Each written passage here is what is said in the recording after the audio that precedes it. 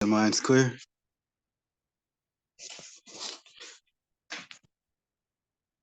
Baruch Hashem Yahweh. Blessed be the name of Yahweh. Toda O great King, for another Shabbat day. Toda for keeping us alive, for your mercy endures forever and ever. Please forgive me. Please forgive us for all of our sins, our transgressions, and our iniquity. Toda for safe travels, and Toda for protecting us on the road. I ask that you may please give us the strength to do what is right, and ask that you may please, all your Malakim, your messengers, to watch over us, to lead us in the way that we should go. And I've asked that we may receive a great portion of your mercy, and I also ask that we may receive a great portion of your everlasting strength. And I ask that you will please continue the marvelous, great work that you have begun in each and every one of us. Please remember those who still may be asleep, and ask that you may wake them up in due season, and us who are awakened. Ask that you may will keep us awake, and ask that we will not slumber or daydream. And I've asked that you may open up our hearts and cause us to receive your word, and any issues that we need to work on, please give us the kokma, the wisdom, to work on those issues while we still have breath in our body. And I want to say Toda for being the Most High, El Elyon. Besides you, there is no one else. Toda for Yahushua Mashiach, the sent one. And I ask that we would not count what he did as a light act, but I've asked that we will continue to use this opportunity, this life, to grab hold on everlasting life. And I ask that you be accept this tefillah's prayer for being your will, for it is your will that shall be done. Blessed are Yahweh, blessed is your name, Yahweh, and blessed is he who comes in the name of Yahweh. Amen, amen, so be it.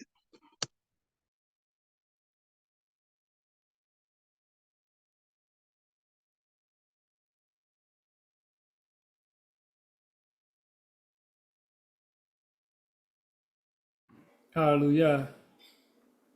Turn the floor to you, Morris Mott.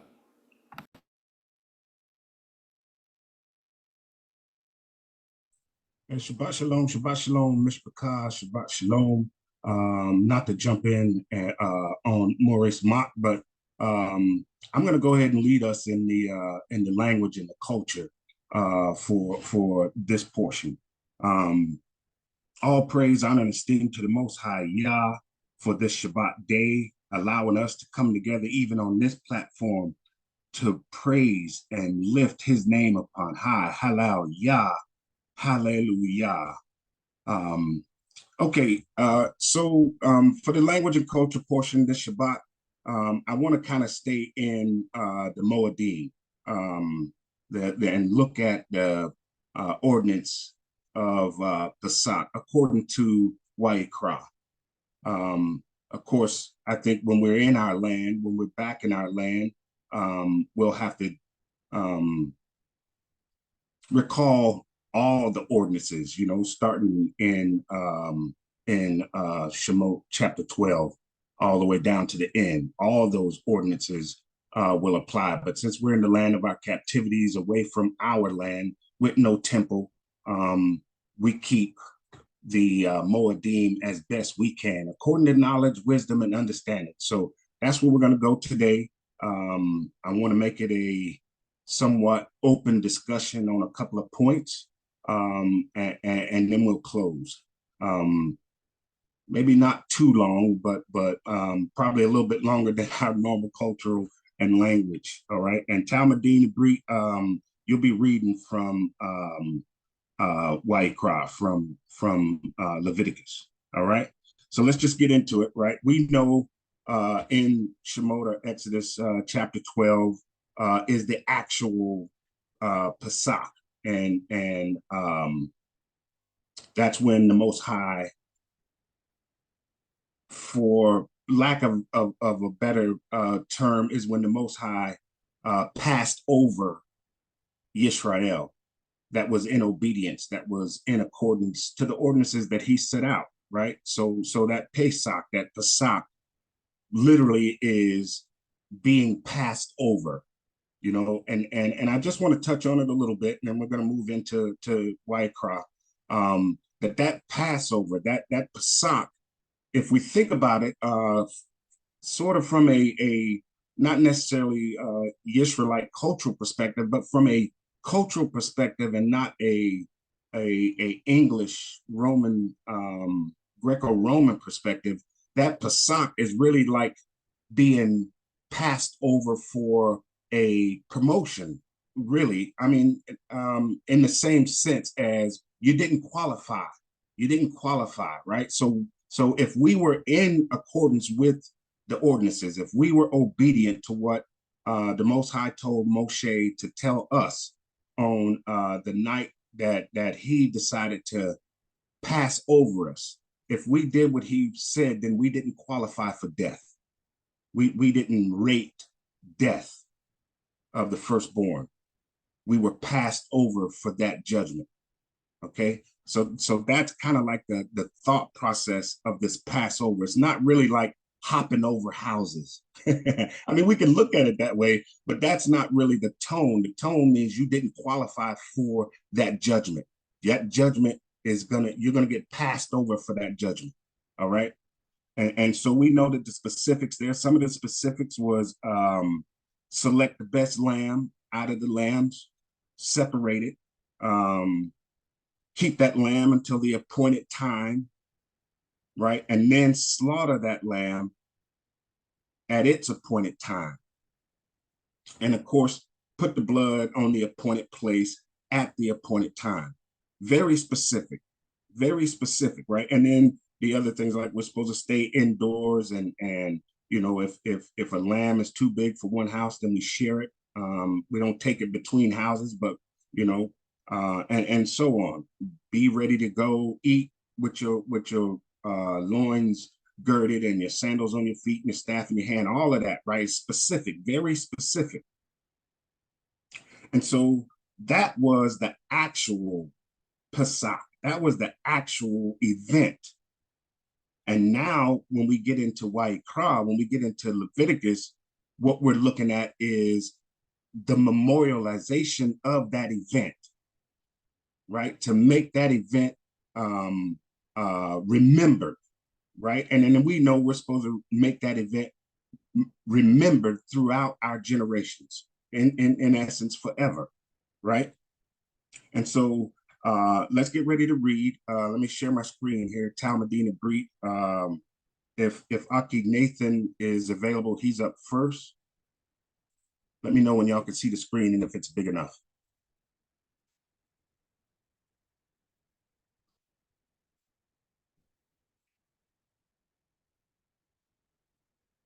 Can y'all see the screen? Hey. Toda. All right. Aki Nathan, are you available? You're going to take verse 4. So we're in Yaiqab, or Leviticus chapter 23, starting at verse 4. Ele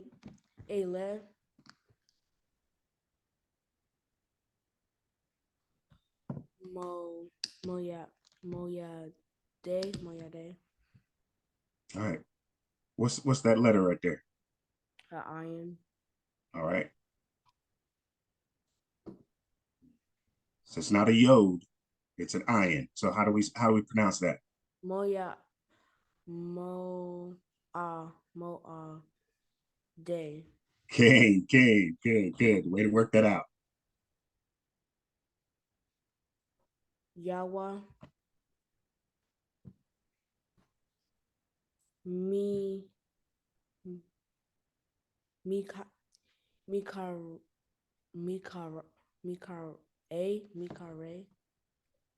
So we got the Shiwa preceded by a. So is that Shiwa vocal or is that Shiwa silent? It's vocal. No, wait. No, it's silent. It's silent. There you go. So how do we read that? Mikra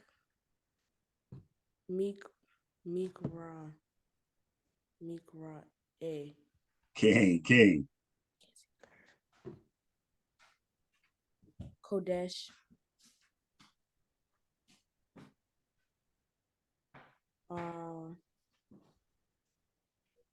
Asher.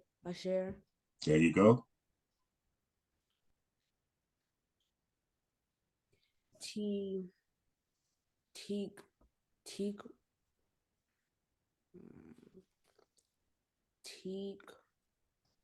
Yeah, we got the double Shiwa.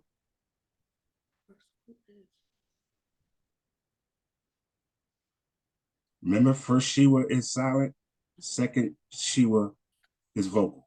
Tikra. Tikra'u.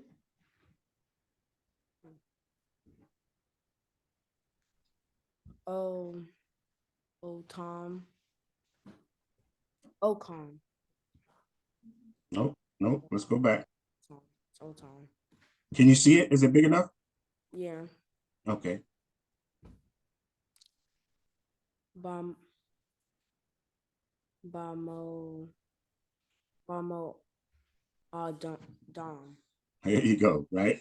And remember, these are short.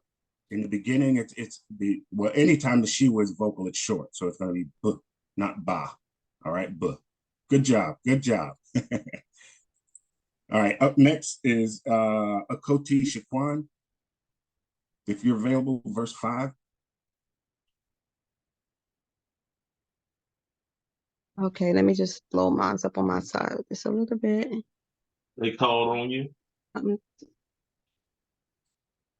Bako, oh, Bako Desh, Mm-hmm. Hari Shun, Hari Shun, Hari Shon, Hari There you go. Shon, There you go. Ba'ar, Ba'a, Ba'ar Ba'a, Ashar, Can you say that again? Ashar, Mm-hmm. Lakodesh, Bain, Ha'ar, Ba'im, Ha'bayim, um, Fasa, Fasa, What's that? oh, Fasak, Okay. Laha, no, La Yahawadah. Good job. Good job. Threw you off just a little bit, but that's toe. That's all right. Good job. Good job. Verse 6 is Akoti Zamiri Babsha.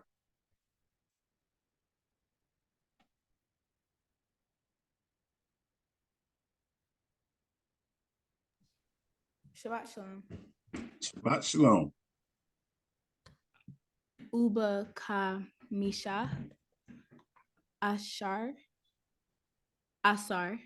Mm-hmm. La Kodesh. Hazeh. Kag. Hamat Zot. Laya Yahweh. Shebat. Oh wait. Yeah. Okay. Yeah. Shebat. Yamim. Mazot.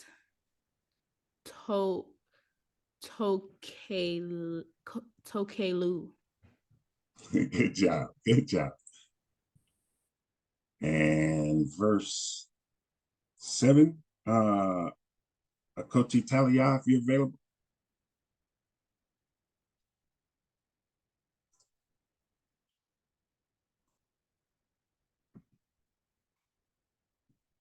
Is Akoti Talia on?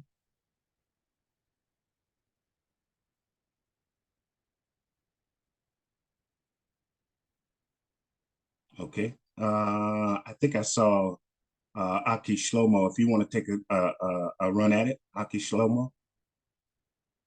Okay, Verse, shalom, shalom, Shabbat shalom. Shabbat Shalom. Verse 7? King. Okay, Bayom, Arishon, Mekra, Kadosh, Mm-hmm. Yehi, Lakim, Kal, Melekot, Meleket, There you go. Eber, sorry, Ebodah, Lo, Te'elasu, Say that last one again. Te'esu. Asu. Good job. Good job. Good job. And the last one, verse 8, Bati Batzion Babakasha, Shabbat Shalom. Shabbat shalom. Okay. Wehik rave tem ishe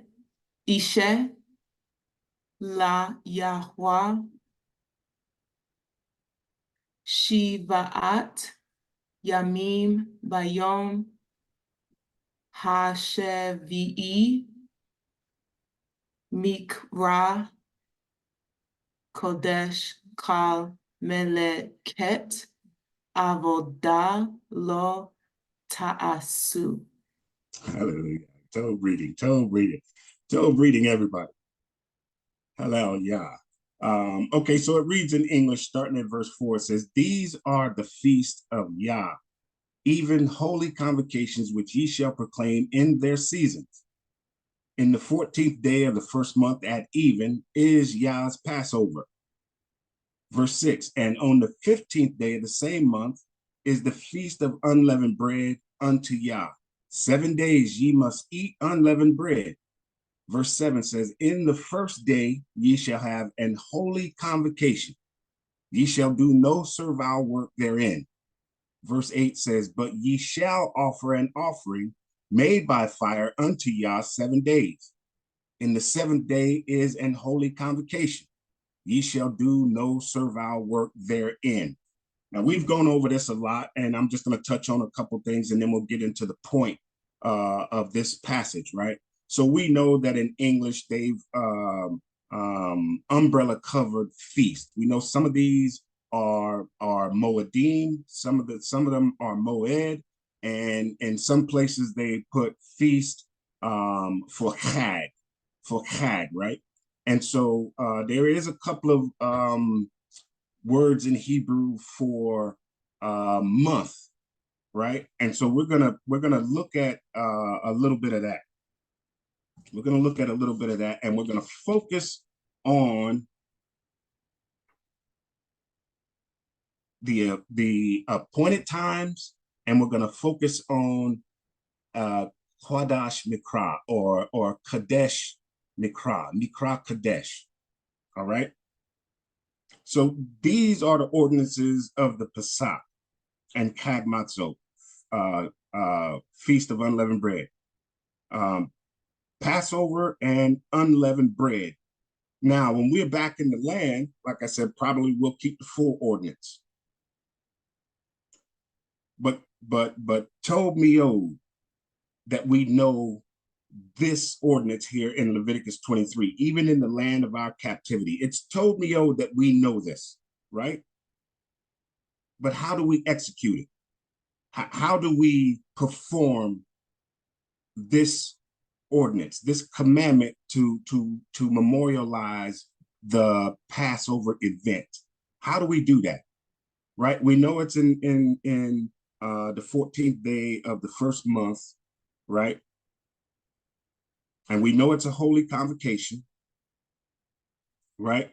And we know on the first day and the seventh day is a Shabbaton, a Shabbat, no servile work, right?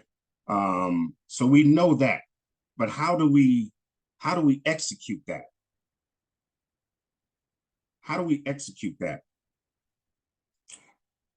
And this is where we're going to begin our discussion, Ms. Bakar.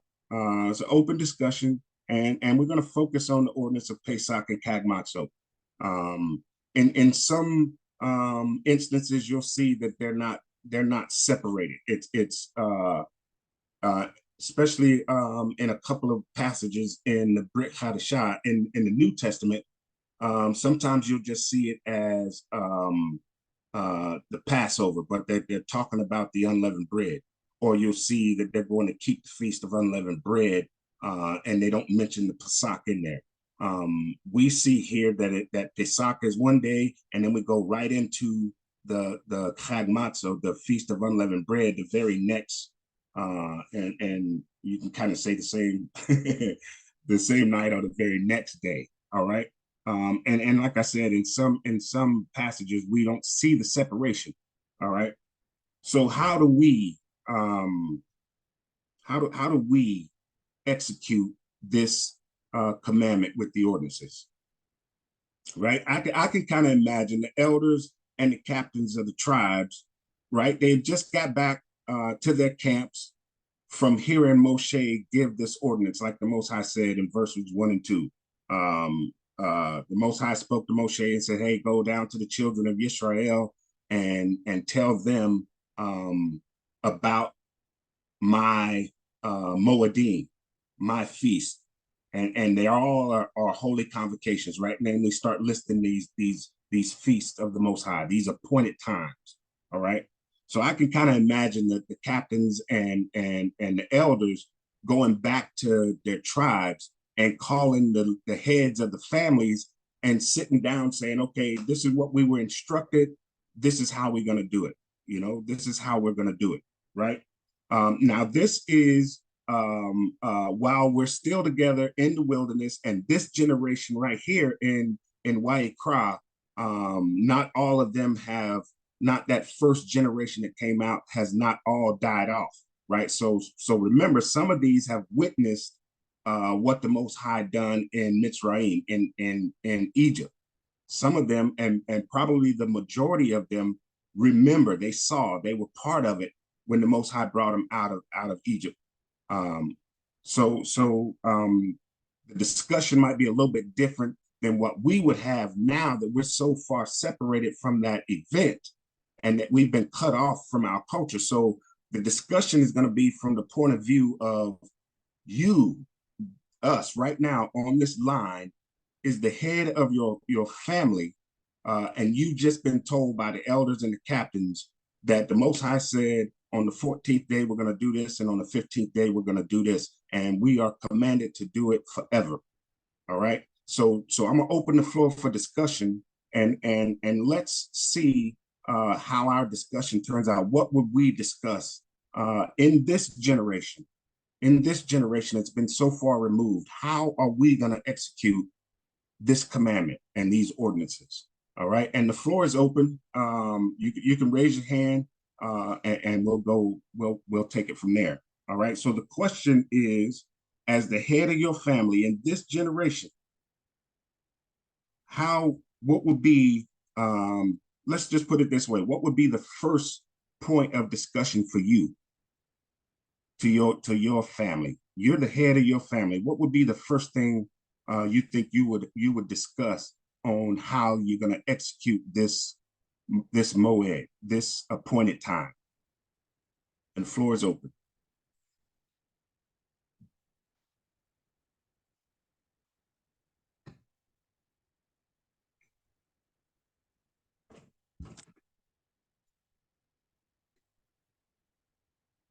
If hands pop up, Sar, can you let me know? Sometimes I don't see when the hands pop up or whose hand came up first. All right, so I'll start it off this way. You got me, you got his hand up, Zaqen. Cain. All right. Floor is yours. Shabbat shalom, Yamin. Yeah, Shabbat shalom, everyone. So the question is, as you today, as the head of your household, how would you observe these feast days now? Right. So you've just been informed that you have to keep these appointed times. And so the scenario is you're the head of your family. What would your discussion look like as far as how you're gonna follow these instructions? Remember, Okay, in this time. Okay, so as in this time now, I definitely think I will be going by, Leviticus 23 and 5. And it lays out a pretty good roadmap for what you're supposed to do. I don't have any lambs, but you definitely go out and get some and prepare it how it's supposed to be prepared according to the ordinance. And I'll definitely do it in the 14th month, at evening as it says. So that's it shouldn't be too difficult, if you know how to read Leviticus 23 and understand. It tells you step by step what you need to do. And if you have neighbors who couldn't get lamb and you have enough, you share with them. So that's how I'll do it, and that's why I do it now. We go out, we get what we need, and follow diligently the words of Leviticus. Okay, So, Toda. And you getting all of that from Leviticus 23. You don't have to answer that right now. I think I saw Aki Eleazar. I think his hand was up. I think I saw that. I see you, Uzi. I think Eleazar was first, though. No, I was just going to say the first thing when I read it, when I came to the realization was, how do I count? When do I start my count to get to the 14th day? That's all I was going to say. King. Toda. Aki Uziel, the floor is yours. Shabbat shalom. Shabbat shalom, Zaqen. That's exactly what I was going to say. King. All right, and that's what I got in my note. I think the first thing I would do is try and figure out when this moed is. When is this appointed time? Right? And so how do we do that? How can we know when is the appointed time? Did Moshe tell, did we know coming out of Mitzrayim when the first month was, or did Moshe have to tell us? And did Moshe tell us? That's the question now. So how do we know what the 14th day is? First, did we know coming out of Mitzrayim, the first the month? Did we know that what the first month was coming out of Mitzrayim, or did Moshe have to tell us? And did Moshe tell us? All right, I see Aki Shomo, floor is yours. Kane. I would just say from what I read and how I understand it, I don't believe the children of Israel did know or understand what the Most High considered the first of the year or the months to be, because when describing it, he's saying this will be the beginning of months to you. So I think they had to be told by Moshe, who was given it by the Most High. And then they had to learn to count, because I don't believe the Egyptians went off the same calendar that the Most High is presenting before the children of Israel here. But I yield. King. And just to kind of keep you on the spot for a second, how did you come to that understanding? Just from just reading the passage where it said this would be the beginning of months to you, and then going off from counting at that point. And I don't have a lot of research behind how the Egyptian calendar worked, but I don't believe, from what I do understand, that it was the same as what's being described here to the children of Israel from Moshe through the Most High. King, Toda, Rabah. So the point being is maybe our ancestors that came out of Mitzrayim knew enough about the seasons to know when the first, and I'm going to use the English word here, month. We're going to get into that a little bit later, that they knew at least what month it was that they came out of Mitzrayim, right? And like I said, I'm using the English word month right now, but we're going to get into it. So me personally, I think our ancestors that came out of Mitzrayim knew what month they came out of Mitzrayim. And then like Aki Shlomo said, I think later on, we were told that this will be the beginning of months to it. Well, actually, when we came out, this will be the beginning of months for us, right? And then we'll get into it a little bit later on what month is and all of that. All right. So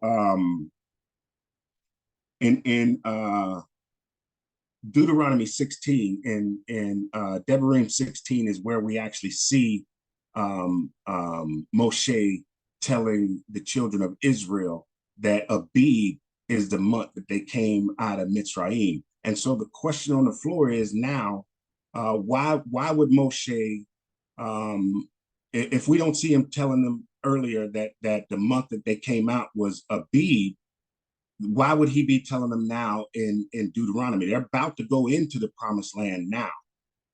And this is where we see where he tells them that they came out of Mitzrayim in the month of Abib. Anybody got any comment on that? Why do you think it would be in Devarim, right before they're going into the promised land? I see your hand, Batibat Zion. I believe Adon Eleazar had his hand up first, Abi. Okay, all right. Toda. Aki Eleazar, floor is yours.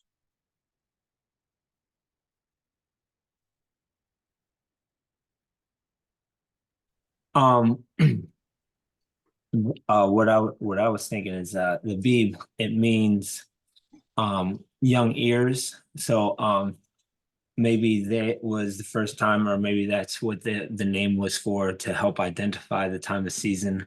Also in reference to what Exodus 9:31, where it says the flax and the barley were smitten and the barley was in the ear. So maybe that was the name that was given to help them remember the time, to identify based off of the word and its meaning, and the agricultural identifier as far as the ears being in the ear for like corn and barley.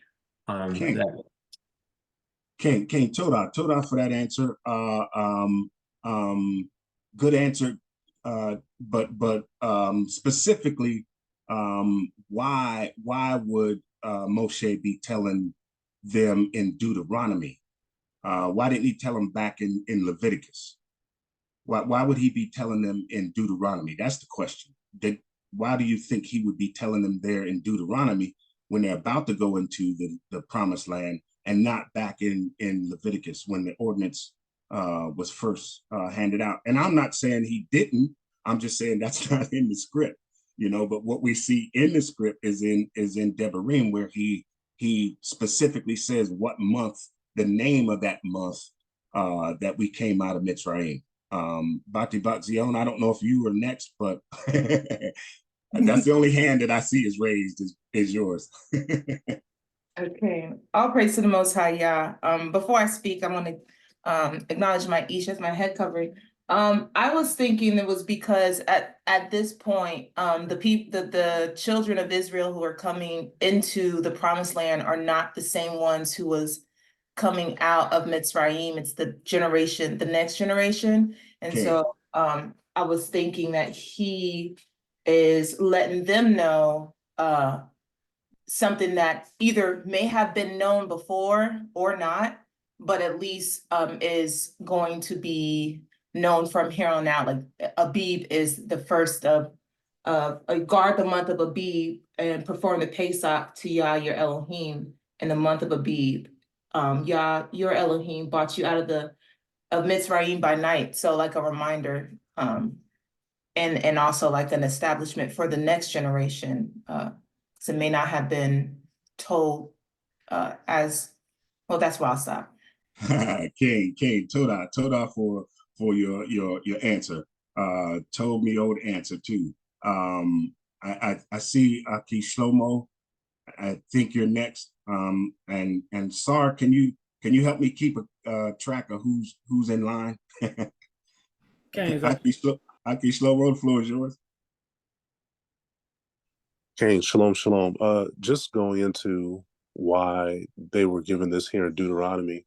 If you go into the Latin, Deuteronomy actually means second law, or in context, the second giving of the law. King, Toda. Oh, Sika, I apologize. I'm sorry about that.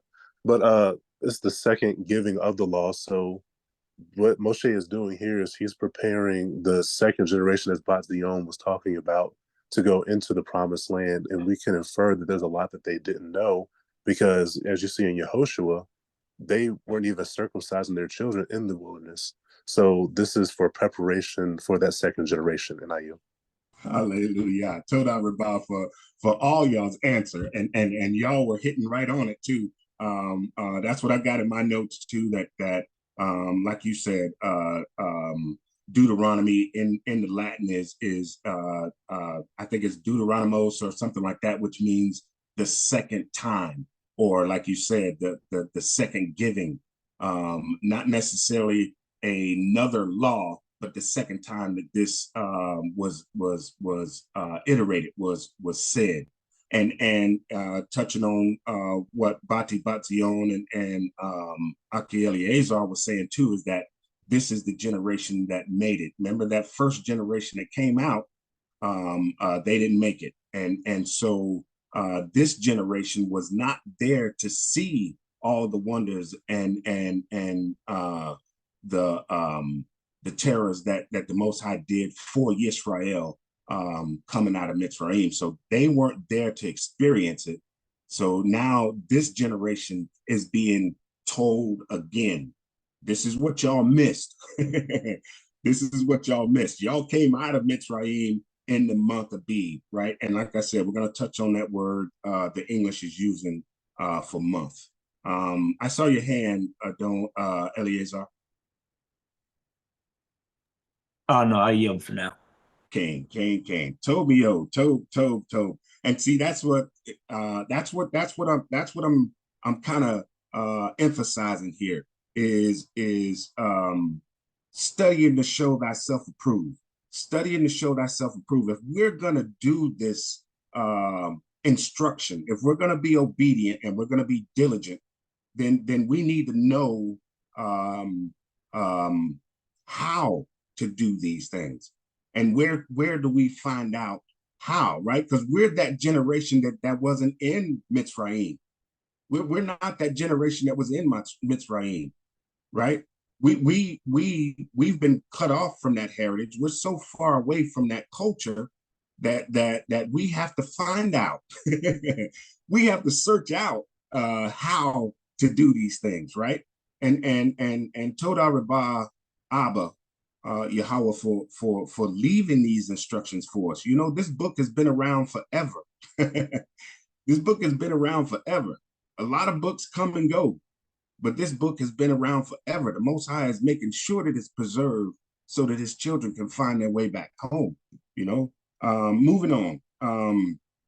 So like y'all said, the scripture says, especially in Deuteronomy, Devarim 16, it says, you came out of Mitzrayim. The Most High brought us out of Mitzrayim in the month of Abib, right? And then we got other instructions that this month, Abib, will be the beginning of months for us, right? So that's the first month for us, right? Is in Abib, all right?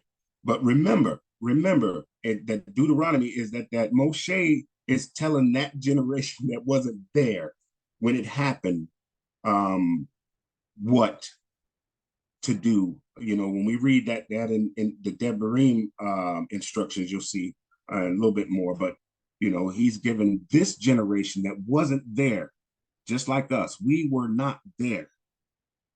So what we have to figure out how to keep these Moedim, how to follow these instructions, how to shema these instructions, we got to do our due diligence. We got to search. We got to look, because the Most High left it for us. All right. So now the next question is, what is Abib? Don Eleazar touched on it. Can anybody else elaborate on what is Abib? Why is Abib important to us as far as this Moed is concerned?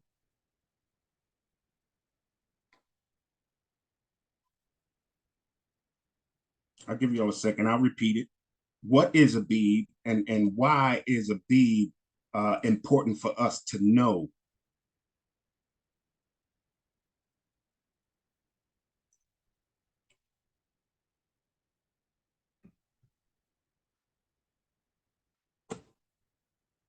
You got All back right.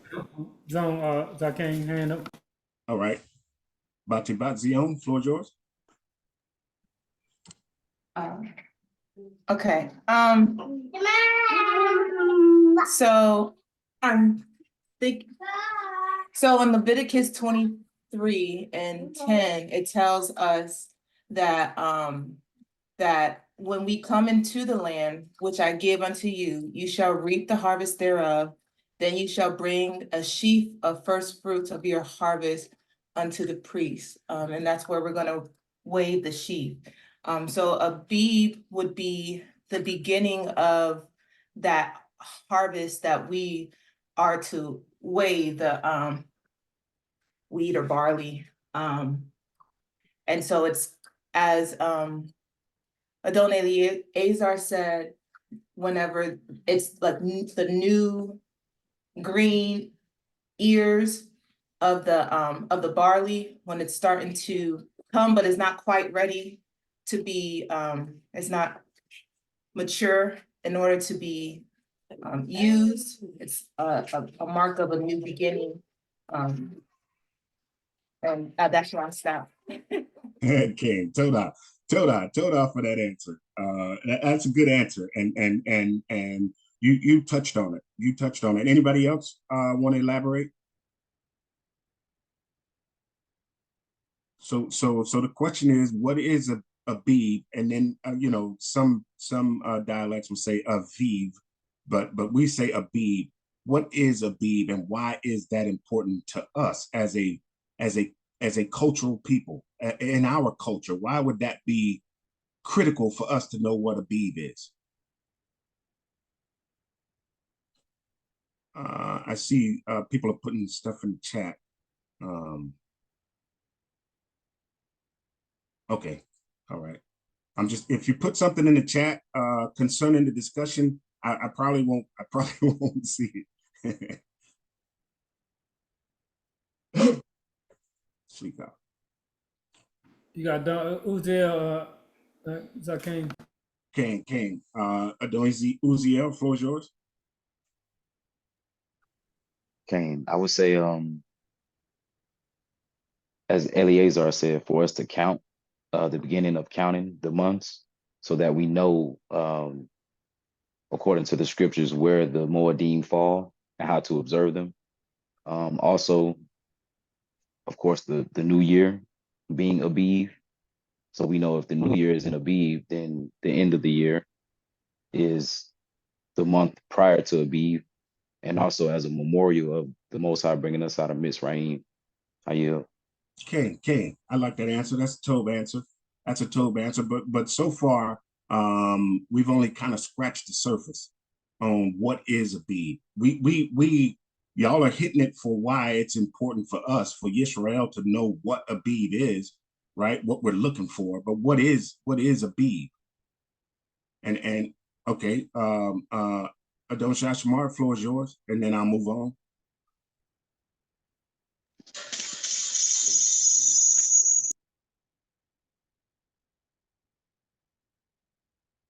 So Ken, yeah, I was thinking though, since Aviv is the month that the Most High brought them forth out of the land of Mizraim or Egypt, that would be the anniversary of the Most High's people.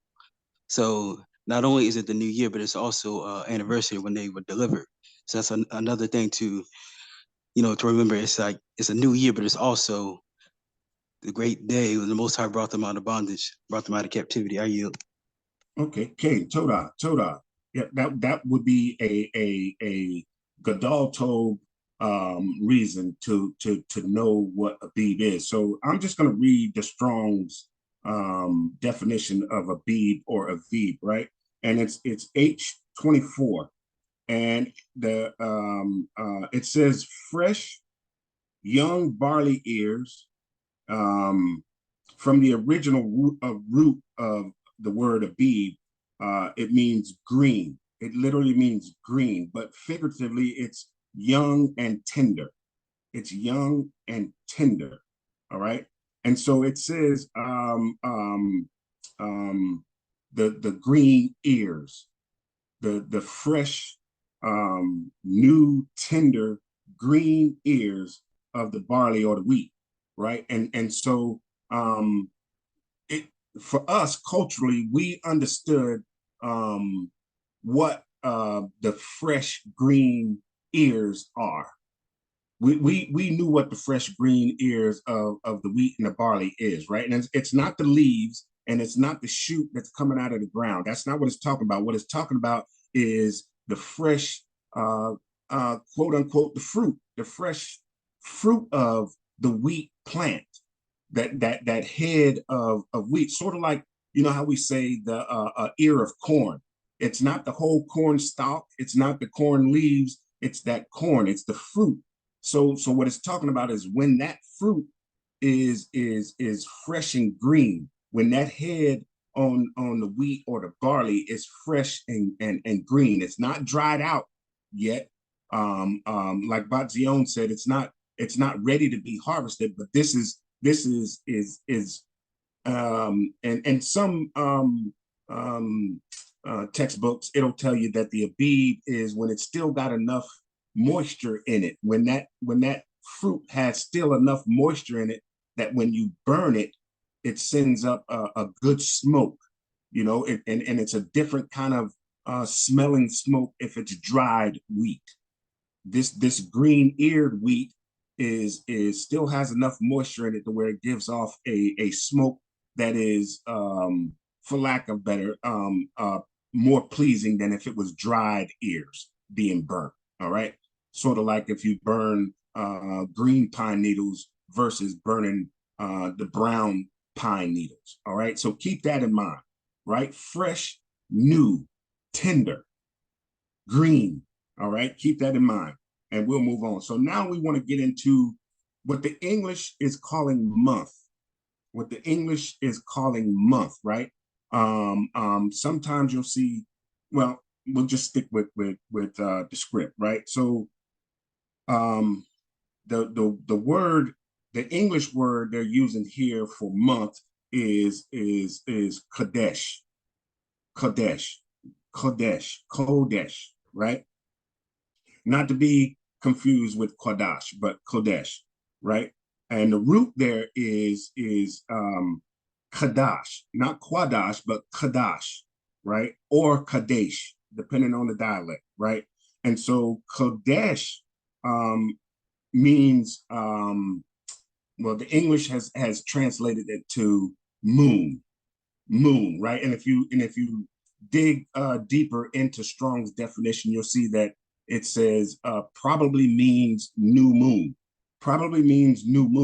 but they're getting it from that word Kadash or Kadesh, right? The root where it came from. And that means renewing, refreshing, reviving, revive, right? So the English attributed that to the new moon, right? Because our culture, our tradition was when we saw the new moon is when we start our count for that, and I'm just going to say month, all right? Not to be confusing, but so that's why the English is using that word month, because it probably means new moon, all right? New moon, but we know it's moed, it's a pointed time, and the season is Abib. So in essence, our ancestors would recognize that we're in the season of Abib and then look for that Kodesh, that new moon, right? And then 14 days from that, right? And so just to get a little technical, when we can see the moon, that's a lunar day, right? So 14 days of the new moon, right? 14 days from the new moon is when we observe and memorialize the Pesach, all right?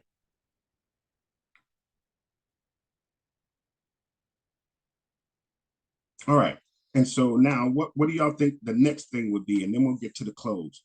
What do you think the next thing would be in your discussion on how we're going to execute this Pesach in particular, according to the instructions of Moshe from the Most High? What would you say would be your next point of discussion as the head of your family? So we talked about, right? We talked about it is a commandment, it's an ordinance. There's ordinances within the commandment, right? And so there's a specific day that we're supposed to memorialize this event, the original Pesach. We're supposed to memorialize it every year on this specific day. right? We know that. We've researched that. We found that out, and we know it's the 14th day of the moon of the season of Abib, when the green ears, when the fruit is still green and moist. We know that now. So what would be the next thing for us to do that you think we would be discussing with our family? And when I say family, I'm talking about like a community where you got brothers and sisters and nieces and nephews and cousins and all of them in the same community, right? So that family and that community is within the tribe, right? So that's the picture here. But for us in this time frame, how would we? What would be the next point of discussion for our family as the head of our family, right? We know that it's commanded. We know what day it's supposed to be, and it says we got to keep it a Quadash Mikra forever throughout our generations, right? And then, of course, what we're supposed to do on the 14th day and on the 15th day. So what would be, you think, would be your next discussion point? All right, and then we'll get to the close. I think Aki Azar was first. That's the only name I see up there. Next would have been what do I do? What do I need to do to prepare for that? What am I doing, and when do I start on the 14th day? Is it the beginning or the end going into the 15th? Okay, so if I understand what you just said, it's like, how do I prepare for this 14th day, right? What do I need to do to prepare for this 14th day? Right? Is that your statement? Oh, Kane, yes. All right, Toda, that's a good answer. Benjamin, floor is yours. So I guess the question is now, what we do on the 14th day, or we already established all this stuff, and what would you do next after you do all this stuff as a right. head of the household? Right. So the next question is, we already know that it's a commandment. We know that it's supposed to happen on the 14th day of the first month, and the first month is Abib. We already figured that out. We know that. So now what? How do we execute on the 14th day? I guess is a more direct question. That way we can get to the close. What is the execution now on the 14th day? Well, the execution is to prepare the Passover, which is prepare the lamb, how it's supposed to be prepared, eat with bitter herbs, your girded your loins. That's what I think the step would be, the preparation of the food to eat. That's all I have. King, Toda, good answer. That's a good answer. Anybody else?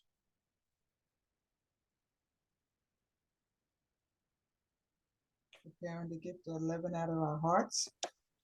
Cain, and Toda Ima, and I kind of see that as like what Yamin and Eleazar are saying, to get prepared for this day, right? But on this day, so I'm gonna just go ahead and get into it so we can get to the close, right? So on this day, on the 14th, we're commanded that this day is supposed to be and actually the Moed is supposed to be a holy convocation, right? That's the ordinance. That's part of the commandment, that this observance, this memorial shall be a holy convocation, right? And I think if we don't understand that, then we kind of wasting all the prep and all that time if we don't know how to execute a holy convocation. And I'll run through real quick why I think if we don't really understand this part, keeping it a holy convocation, then we kind of doing all the prep and all that stuff in vain. So Mikra Kodesh, right? That's the way it's said in the modern, right? And that means a holy gathering, right? Mikra Kodesh is how they got it in there, or Kodesh Mikra, right? It's holy convocation, means set apart gathering, right? So what is holy? That's the question now. What is holy, right? We know we're supposed to keep a holy, set apart convocation, but what is that? What does that look like? What is that? Floor is open.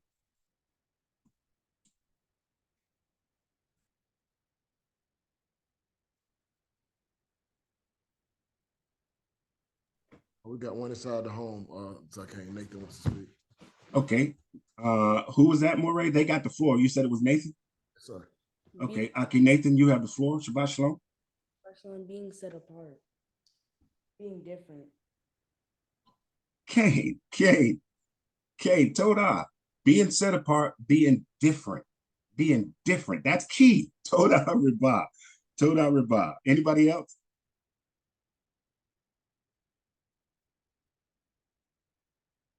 Okay.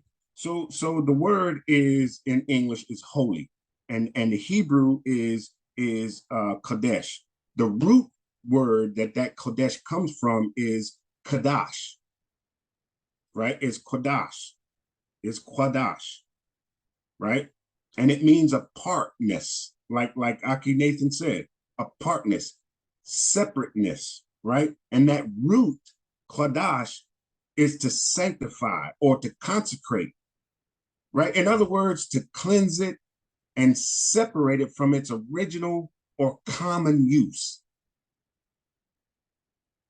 In other words, it's to cleanse this thing and separate it from its original common use. All right. And then we got convocation. That's H4744, and it's mikra, right? Mikra. That's a child root. The parent root, the root of the word is quara, right? And quara, mikra, is a solemn gathering. Solemn being serious and purposeful, reverend, right? That's that solemn gathering. Also a gathering for rehearsal. We've been over this. It's also a gathering for rehearsal. And that root word quara, where mikra comes from, is a proclamation. And a proclamation is to really make an announcement that draws attention to it, right? Whatever is being proclaimed is being voiced or advertised in these modern times, to be advertised to draw attention to, right? So let's talk about that for a minute, right? This moed is to be clean and separate from other common gatherings, right? Right on point what Aki Nathan said. It's supposed to be different. If we don't keep it quadash, then it goes back to its original common use. It's just a party. It's just a party, right? And it's to be serious, solemn gathering, and a rehearsal. And we're to cause this event to be remembered forever. That's important to remember also. That's important to take note of also, that where we are right now in the land of our captivities, we're supposed to cause this event, this Pesach, that delivered us out of Mitzrayim, the Most High delivering us out of Mitzrayim. That event is supposed to be remembered, right? And then if we go into the other later on in the chapter and later on in Torah, it says that we're supposed to teach our sons and our sons' sons that this will not depart from them forever. Every generation, we should cause every generation, every family, every tribe to remember this event. Now, of course, how we make a remembrance is kind of up to us in this land of our captivity, but there are certain ordinances that are not up to us, right? So some of us will do this to make this event memorialized, to make this event remembered. Some will do something else. Maybe they just read the ordinances to cause it to be remembered. Maybe some will reenact the event to cause it to be remembered. All right. but that's the ordinance. Cause this to be remembered forever. It's solemn, it's serious, and it's set apart. It's not like any other party. It's not a regular old party, right? And so the question is, and then I'll close, is can we make something Quadash? Can we sanctify something, us, in this time, in this generation? Can we Quadash something? And you don't have to go into major detail. You can just say yes, no, maybe, you know. That's a Basidr. Ima, yes, agreement. You can make it Quadash? We can make something Kodash. We can make ourselves by setting ourselves apart. Cain. Does anybody disagree?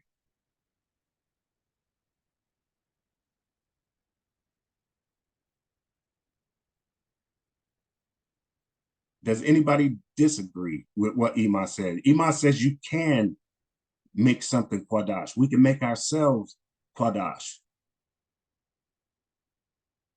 I agree with Ima. I think you can make things Quadash. As a matter of fact, if we I think it's in Shemot 19, where the Most High told Moshe to go down to the children and set them apart. He told Moshe to go down there and set them apart and let them wash their clothes and be ready on the third day, right? So we can Quadash something. And just for an example, I have t-shirts and hoodies and a jacket that I put fringes on, right? But that's not really Quadash. I use it for everyday use. I wear it every day. I mean, it's a commandment, but I have garments that I only wear for Moedim, that I only wear for Shabbat. I won't wear them every day. To me, I've set those garments apart. They're washed, they're set apart, and they're only getting used for the Most High's appointed days, the Shabbat, the Moedim, maybe a Israelite wedding, maybe a Israelite funeral is when these garments will be used. So we can set things apart. So conversely, can we make something unholy? That's the question now. Can we make something unholy?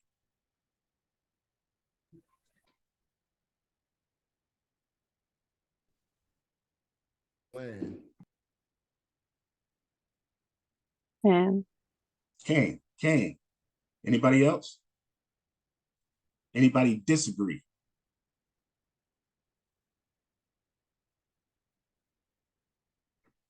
All right, good. I believe that you can make something unholy. And if it's not able to be made unholy, you can profane its purpose. You can profane its purpose. I'll put it that way. If it cannot be made unholy, right? Because we know we can't make the Most High's day unholy, but we can profane it. We can profane it. But we can take something like we saw where they took the holy vessels and they profane those vessels. Those vessels were not holy anymore, right? Because they used them for common everyday parties. All right. So if I'm not going to read it, I was going to read it, but you can go back and read it in Isaiah chapter 1, starting in verse 10, where he talks about how the Most High has been fed up with our feast days and our new moons and our solemn gatherings because we were still wicked. We were still wicked, and then we were coming to the Shabbats, and we were coming to the observing the new moons, and we were having our holy convocations, and we were having our solemn meetings and all of that. And the Most High said, "Why? Why? It's not changing you. You're still in wickedness. Don't even raise your hand to me no more. You know, I can't stand your feast days no more and your solemn meetings because it's not changing you. You're still wicked, right?" But then when we go to in the same book, Isaiah 58, let's read that one. I want to read that, and then I'll close.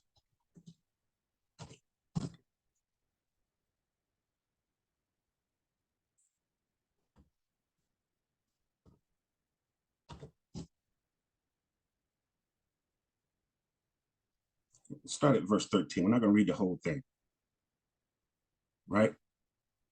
It says, if thou, and y'all have heard this, if thou turn away thy foot from the Shabbat, from doing thy pleasure on my set apart day, and call the Shabbat a delight, the set apart of Yah, honorable, and shall honor him, not doing thine own ways, nor finding thy own pleasures, nor speaking thy own words, then shalt thou delight thyself in Yah.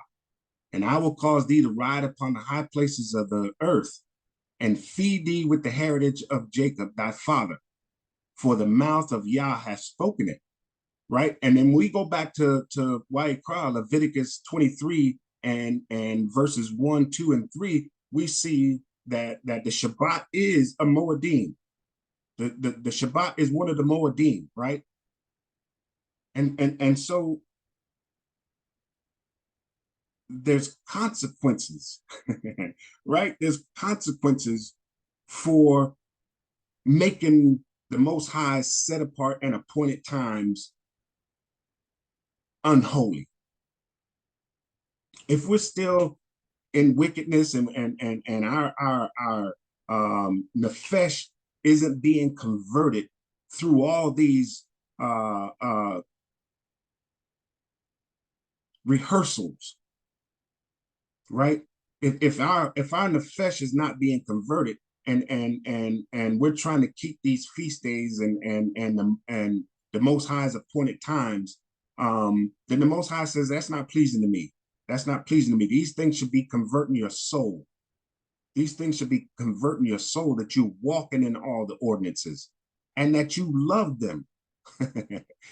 This is the culture that he gave us, right? And then the positive consequence, if there's such a thing, the positive consequence is if we observe these things, if we love these things, if we keep these things set apart and we're walking in these ordinances, all of Torah, then we delight in the Most High, and the Most High is going to make us ride on the high places. And most of all, because we're in the land of our captivity, cut off from our heritage, as Jeremiah said, then he said he's going to feed us that heritage again. If we cherish not just these Moedim, but these Moedim, there's 52 Shabbats a year, right? 5 or 6, depending on if you break them out, Moedim, set apart days. There are 12 or 13 new moons a year. All this rehearsal, right? To get us to convert our nefesh to where we're walking in these ordinances without even thinking about it and enjoying it. So in closing, Mr. Cobb, this is part of our glorious and blessed culture. Our whole culture is Quadash, holy, set apart, different.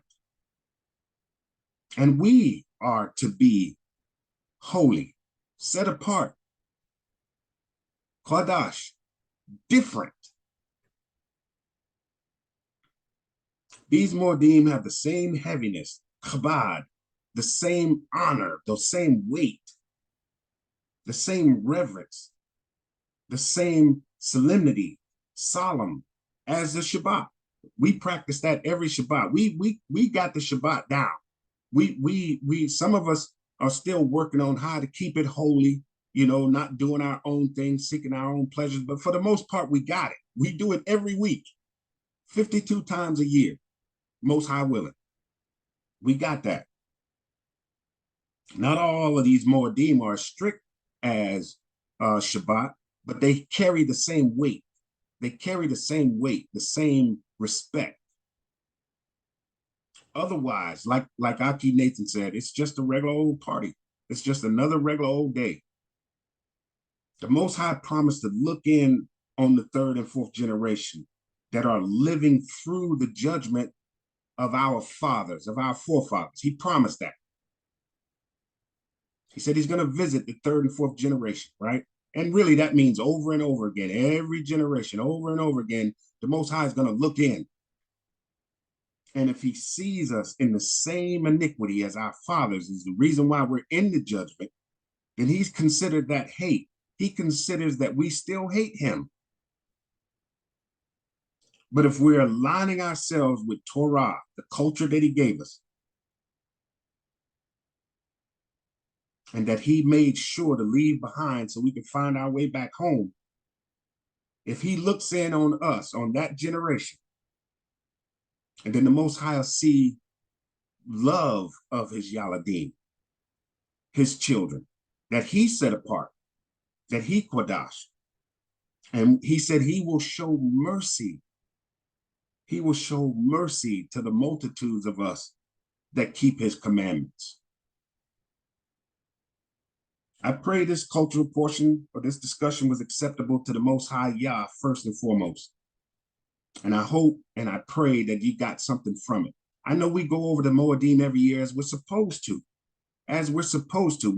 We should be able to think about these. We should be able to go into these Moedim and really not even have to think about what we're supposed to be doing. That's how repetitious it should be with us, you know? I think that's why the Most High made them these Moedim throughout the year, to remind us that he can check in and see if we're rehearsing, so to speak, right? So I just hope you got something from it. I pray that you got something from it, and all praise, honor, and esteem to the Most High Yah, and Todah for all the Talmudim that read, and for everybody that participated in the discussion. Shabbat Shalom. Hallelujah, hallelujah. Shabbat Shalom, Shabbat Shalom. Todah for that presentation, Zaqen. Todah for the presentation. I want to tie in the thought from last night with the excitement that you hear in Zaqen's voice. Zaqen loves teaching Torah and Torah principles, and he's learning to love it more and more. And we are born into a generation that teaches us to hate the Torah, and we're taught that the Torah is a punishment. And you hear the joy and enthusiasm in Zaqen's voice when he's teaching about it, because he loves the Torah of the Most High. As Malek Dawid said, he loved the Torah of the Most High. And that's an example in scripture. He loved the Torah of the Most High. If someone that's unmuted, would you please mute your mic? Room monitors, will you see where the unmute is coming from and mute them, please, Todah? But we should embrace it and we should love it. You know what I'm saying? And I want to go into the lesson that Maury Baruch taught last night, just to share where I'm coming from with my thoughts. So we read in the book of Shemot last night, chapter 15, when it said they sung to him a new song, and it said, Yah is my strength, my joy, my deliverance, pretty much, right? My salvation. He's my deliverance. He's my salvation. So if you don't have Torah, you can't be in Yah, and therefore you will have no deliverance and no salvation. And so Zaqen Yaiqab has a love of trying to teach these principles and these cultural studies so that we will learn to embrace the Torah, so we can learn to love Yah, which is our salvation. And not having Torah has you separate or cut off from the Most High Yah. So we're not teaching the Torah because, as my elder Herman was saying, may the Most High bless his memory, we're not keeping the Torah to be saved. We're keeping the Torah because we're saved and because we love Yah. So if you love him, you'll want to do these things. And that's why Zaqen has such enthusiasm in his voice. And one thing about what we learn in the church is that there's no mercy and no favor or grace in the Torah. So the New Testament is all about favor and grace. But when you read Torah, there's so much grace and favor in it. And I want to go to the point that Zaqen was just going into when he asked him questions. So favor and grace is in it because, first of all, we here today are still making mistakes trying to serve the Most High. But his word says that he winks at us in our ignorance. Therefore, if he knows in our hearts we are trying our best to serve him, he's winking at the parts that we're making mistakes on, because he knows we're ignorant to the fact and we're trying the best. And as we continue to seek, he's going to continue to reveal more. And so therefore he will wink at us in our ignorance, which shows where the grace and the mercy is at. So Zaqen started his lesson off by asking What is the first thing in today's time that you will share with your family as the head of your house? What would you start off with sharing with your family? If you read Why You Cry, Leviticus chapter 23, and you're reading about a Shabbat, and you're reading about this feast that comes up in the first month on the 14th day of the month, he said the first thing is you got to start checking, when is this day? When is this time? When do I do these things? And then all the other ordinances that come about. But the question that he asked was, do we believe that the children of Israel knew in the beginning of the months already was in Mitzrayim or not? You know, and so all day long, we can put all our conjecture in, and I can tell you different things that I read from different information that you will research. And so one thing we know for sure is that the society that we're born in, well, some of us may not know, but I know for sure, based upon research and now having knowledge, no longer being ignorant, but we know for sure that our calendar, the Gregorian calendar, is not based on Yah's timeline. And so it has the year beginning in the cold of winter, okay? But what a lot of us didn't know is at one point in time, the calendar that was used, our month began in March. The new year used to begin in March, and they changed it to January. So that's already, as it says in the book of Daniel, they would think to change times and laws. So even we here in America don't know that we're on a calendar that has been changed, that at one point they did view March as the beginning of a year, but they switched it to January being the beginning of a year. So to Zaqen's point, did they know when the beginning of the year already was, and then the Most High just had to make a statement to them? So I'm going to go with the conclusion that more than likely they didn't know. They could have had some general idea, but it could have been off because the Egyptians, in case some didn't know, the Egyptians keep a 12-month calendar. And on that 12-month calendar, they keep 12-month, 30-day calendar. And on that calendar, they will add 5 days at the end of each year. So then they have what's considered outside of the year. They would add 5 days. That's how they were doing their calculations. There's some that when you read some information about Egyptian calendar, they would tell you that they named their calendars after different gods, and based upon certain gods, that's what they named their months after. There's some that would tell you the Egyptian calendar started September the 11th as the first day of the year to them. You know, there's some that will tell you that the Egyptian calendar was a solar-based calendar.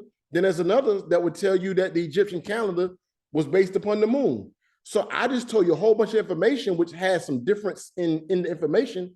So then going back to Zaqen's question, do we believe that Israel knew when the beginning was? If they did not, because they were in the same confusion and came up under a familiar custom and culture that they were captive in, learning their customs and their ways that were not the ways of Yah, if they didn't, the Most High specifically said, this much shall be. And he had to start teaching them going forward, here's how you do time. Whether we want to say where they possibly knew or they didn't know, if they didn't know, as Zaqen brought forward, the Most High told them, this is the beginning of the months to you. We are as our forefathers were back then. We are in America coming out of captivity, but the Most High is not directly here speaking to us. We're reading the recordings of the words that he gave to our forefathers. When he told them specifically they could keep time going forward, we've now gone back into another captivity or captivity since then. And so now we're trying to learn our way back. So culturally, if you want to return back to the Most High, as I came to saying, is these are the questions you have to ask. When is this time? When is this month? What do I do on this Moedim? Everybody knows when Christmas comes, and you know what to do for Christmas. You know how to prepare for Christmas. They start preparing for Christmas months in advance. We need to learn to do the same thing for the Most High. There's things we have to watch for. There's a lot of study we have to go into. And this year, I'm going to tell you, Mr. Bakar, has been a big division on when is the beginning of the year actually start for us. And so what we need to do is stop judging one another and be to the point of understanding that we are the lost sheep and we're trying to return to this. And as I can say, we have to study. And that's why Malek Dawid said he meditated in Torah daily, because as you meditate in Torah, you're going to start seeing there's some principles that you thought you had right that you were doing wrong. But the thing is, as long as you continue to try to achieve in thus saith Yah, the more you try to achieve, the more he will increase in you. And these Moedim, as I can say, are very important, because it's my belief, you know, I'm not going to go just for scripture. I'm going to say my belief. My belief is, if the Most High gave us a beginning Moedim from the very beginning, which was the 7th day of rest, Shabbat, my belief is that that's a very important day. My belief is, if in the book of Why You Cry, the Most High gave us Moed or Moedim, as Zaqen is going into today, and then he went back to Shemot, when it said the Most High is going to look in and visit, I think the Most High will be looking in and visiting on times that are actually appointed to see if we're being obedient or not. Because as Zaqen said, can you set a day apart, or can you set something apart or defile something? You can, but what you cannot do is proclaim what a day of Yah is. So if Yah's going to visit us on appointed times, if it's just a common day, he may be like, well, it's a common day. So in this word, it tells you there's certain vain things that y'all can do as long as you're not in sin, but these vain things better not be being done when? On Shabbat, on Pesach. So I do believe our Father is the type that, look, I'm giving y'all specific commands, and I'm giving y'all enough wisdom to understand when I do my visitations, I will be visiting y'all. And now this is just Samach. I don't speak this by the Ruach of the Most High. I speak this by what I think to be wisdom according to his word. I believe the Most High will be looking in on us in the season of his Moedim, because I know me and my brothers throughout the years, sometimes we're on the same date, sometimes we're on different dates.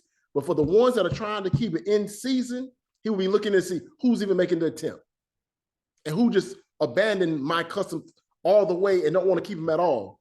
So I believe he'll be looking in and seeing the attempts that we're making, seeing if we are actually on the Moedim that we're trying to keep. Are we even coming properly prepared? Are we actually coming to Pesach with a right heart?